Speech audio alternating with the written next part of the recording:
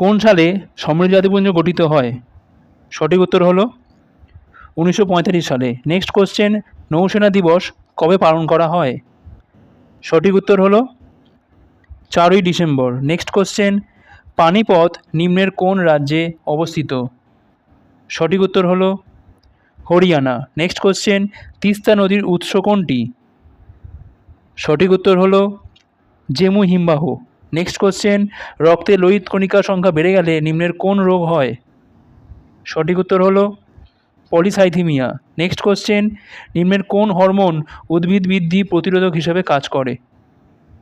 সঠিক উত্তর হলো অ্যাবসাইসিক অ্যাসিড। নেক্সট কোশ্চেন, কোন জাতীয় সড়ক কলকাতাকে চেন্নাইয়ের সঙ্গে যুক্ত করেছে?